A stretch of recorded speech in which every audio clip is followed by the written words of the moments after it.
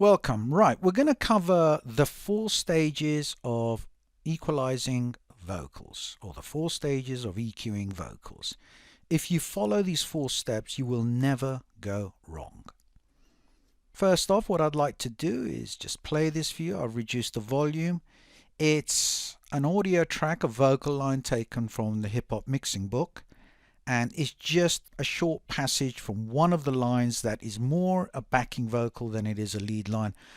Don't worry about that too much because the process I'm going to cover applies to any vocals. Vocals in isolation will sound different to vocals within the mix, so we need to take all of that into account when we're EQing vocals.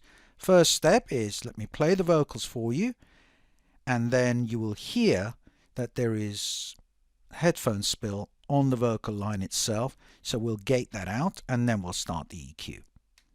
Please don't sleep on me, 'cause I am on the rise. I'm on the rise. Please don't sleep. So the headphone spill is pretty obvious. Let's gate this out. I've set this very basic with almost instant attack, very little hold, releases on auto, and I think this is always a really helpful feature to have when you have a mixed context where the vocals are just jumping up and down, etc. Everything else has been left pretty simple. I've left it on peak because right now I want to capture the peak transients and gate according to that rather than the RMS, which is the average. So let's have a quick listen again, and this time let's just go back to where the bleed is. On the rise. On the rise. I'm going to use Cubase's stock Studio EQ plugin, and we'll start right from the start. The first thing, which is stage 1 or step 1 of the 4-step or 4-stage process for EQing vocals, is to get a shelf going. What we want to do is filter out any low frequencies and particularly low energy. So you will see me push this up quite heftily into the frequency range of the vocals, only because I want to tidy things up. Now, the way you use this is to select how dramatic a response you want on the shelf, and this is the slope or the gradient of the filter itself. So let's just get this going now with a cut, and you'll see that the responses here are not dramatic. I will come to use an EQ that's separate to the stock plugin because I want to show you 2 things that this EQ doesn't have, which is slope control up to say 120 or 96 dB per octave, and also I can't find a solo function on this. Let's put the spectrum on because we want to see the waveform. I've always believed that it's not just your ears that need to be used. Visual aids are there to help us. We engineers love visual aids. And there's going to be very little difference in terms of something that's cut at 110 or 120. That extra 10 hertz you're not really going to hear too well, but you will see it. Let's now use this, leave the cue as it is, and use this to sweep across the frequency until we find the biting point of where the vocals start to clean up. Let's play this. Please don't sleep on me, 'cause I can see visually there's a lot of activity in this area, so I'm really not going to lead a lot under 150, 200 hertz. But let's do it and listen to it. I am on the rise. On the rise. Right there you can hear how much I'm cutting it out, and I'm at 400 hertz. I am on the rise. I'm on the rise. Please don't sleep on me, 'cause I am on the rise. I'm on the rise. It's a shame we don't have a freeze option on this either. Okay, you could see that there's very little happening below around 100, 150 hertz. Now the gradient here, or the slope, is quite gentle. On another EQ, which I'm going to use after this one, I will pull the actual cutoff point back and use a steeper response. That way I can cut right into it. Right now we're getting a little bit of bleed in from the vocals here, which makes it sound natural. Step 2. Now step 2 is about removing boxiness or something that's resonant and doesn't sound good. So we need EQ node number 2 or band number 2, and we want this as a peaking bell. Right now it just gives us a peaking EQ, which is pretty standard on all of these EQs. Same thing as before, let's just cut it. But this time I'm going to narrow the band. And I'm going to actually boost it. So once you've done the cut, we're then going to push up to boost. What we're trying to do here is accent or pronounce the boxiness, only because we want to locate it. There's no point doing it with a cut. By locating it by boosting it, i.e. making it more pronounced, it stands out above the rest of the frequency range, we can then cut it. So let's have a quick listen to that. Please don't sleep on me, 'cause I am on the rise. I'm on the rise. So right there at about 1.1 kilohertz, it sounds quite boxy. So let's just drop this down. Remember, you don't want to notch this, so you don't want massive cuts. You just want a few dBs. I always start at about -10 and then push upwards. Let's listen to that now. Please don't sleep on me. And without. 'Cause I am on the rise. I'm on the rise. Please don't sleep on me, 'cause I. So we've got rid of some of that clutter that was just hanging around there and just boxing things up a bit. Before we start to boost nicely with band 3 or node 3, we go to 4. Now the beauty of 4 here is, again, it is a shelf, and we're going to boost the air band. Again, don't play too much around with Q for now. Let's just do a gentle boost here, and then bring in the Q to taste. So maybe just bring that a touch back down to flat line, and now we can sweep. I am on the rise. I'm on the rise. Please don't sleep on me, 'cause I am. Now visually I can see the activity here as well. I'd love to have had the solo function on this EQ. That way we could have soloed it and listened to what was happening in the air band. But I don't want to encroach too much below 6.5 kilohertz, because I start getting into the band that I'm about to use to boost what I call the nice frequencies.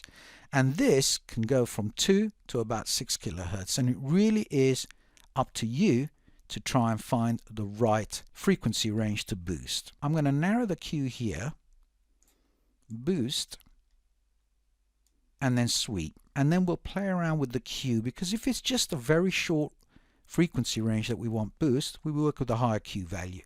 If we want a more broad boost, then we work with a lower Q value. Right, let's have a listen to this. I'm on the rise. I'm on the rise. Please don't sleep on me, 'cause I am on the rise. Sounds nice at about 3.7, 3.8 kilohertz. So the 4 steps again. We have a shelf here, and we're trying to filter out low-level rumble or frequencies that we just know we're not going to need.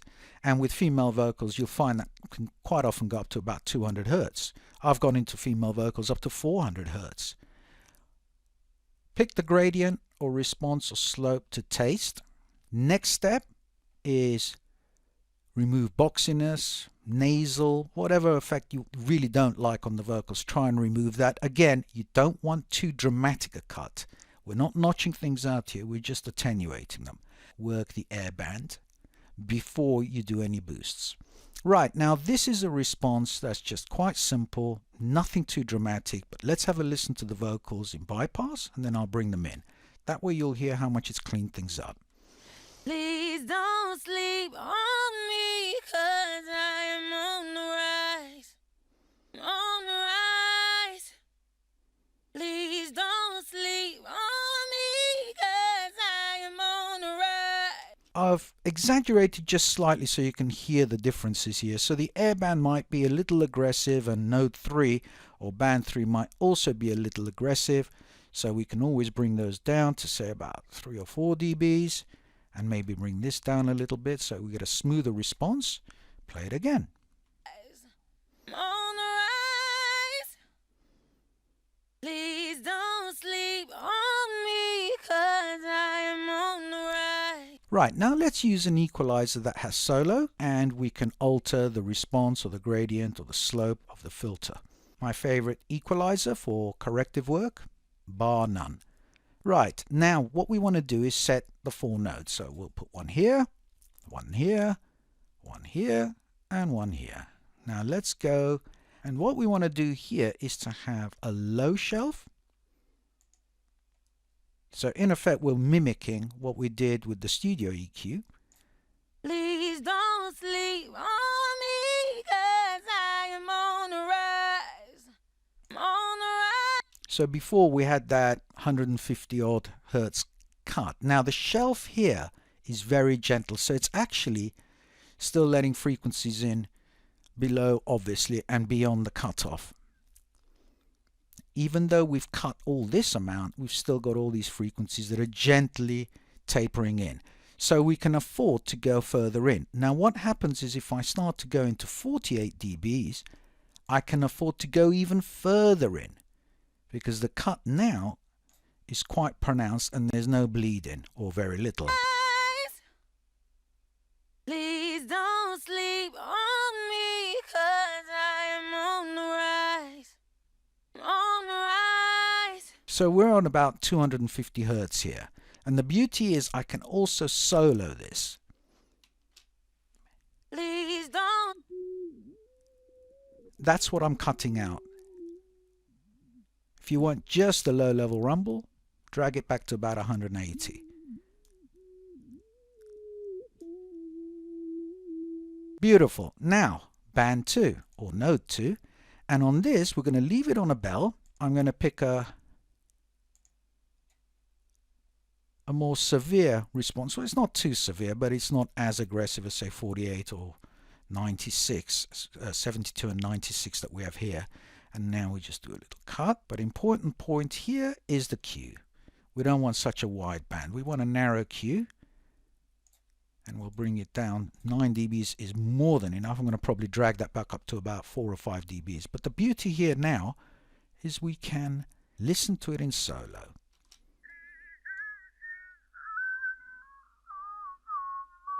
That's quite nasty there.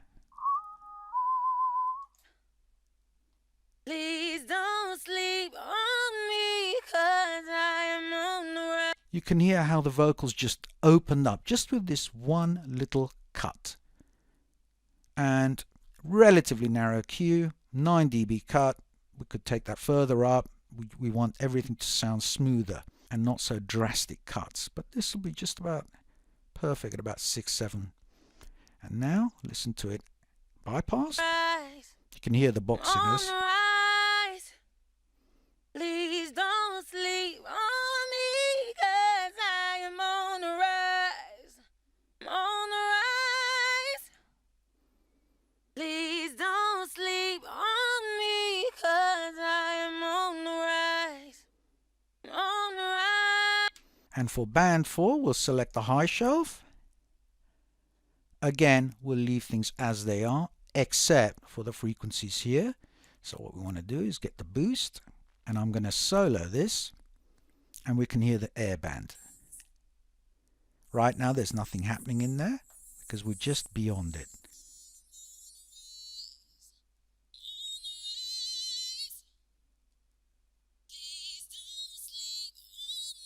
Because I am on the rise. On the rise. Please don't sleep on me, 'cause I am on the rise. On the rise. So that's just giving it a lift in the air band. There's not too much happening here. If you really wanted to hear this pronounced, you need to drag your response and your note to cover more of the frequency range of the vocals. Please don't sleep on me, 'cause I am on the rise. But if you start boosting too much with a shelf across the whole frequency range at the cutoff and beyond that, it could get a little bit too bright and a little too much like an exciter would sound. So let's drag that back to about 6. On the rise. That's perfect. Now what we need to do is bring out the good stuff. And if you recall, with the Studio EQ, we narrowed the band. And this time I have the solo function, so I can actually sweep and find the sweep frequencies here.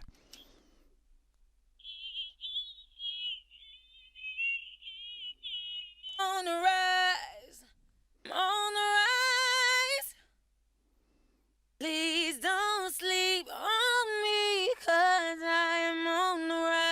So you can hear what a marked difference it is from bypass to processed. It's a big, big difference. The boxiness has gone, the vocals have opened up even more. We could spend more time on this and actually nail it really, really well. But I think this is just fine. On the rise, please don't sleep on me, 'cause I am on the rise. On the rise, please don't sleep. I think the airband is slightly bright. I am on the rise. On the rise, please don't sleep on me, 'cause I am on the rise. That sounds brilliant. Right, I hope this has been a help to you. Quick recap, the 4 stages. Shelf, filter out low-level rumble and some of the nastiness from the vocals that you just will not need, especially on female vocals. Cut, corrective, get rid of boxiness, nasal, whatever's annoying you. Another shelf for the airband. Get that going before you start doing your band 3 note boosts, because the response will eat into the response of the shelf, so you need to get that marriage just right. And then finally, as I said, band 3 or note 3, boost to taste. You don't always have to use it. You might even find that you need another couple of bands to cut even more. All vocals don't have one little boxy area. They have other areas of frequencies that might clash, etc. Finally, and this is purely to do with the mix itself, is play it in context with the mix only after you've gone through these processes, i.e. the rest is fine-tuning. Thanks very much.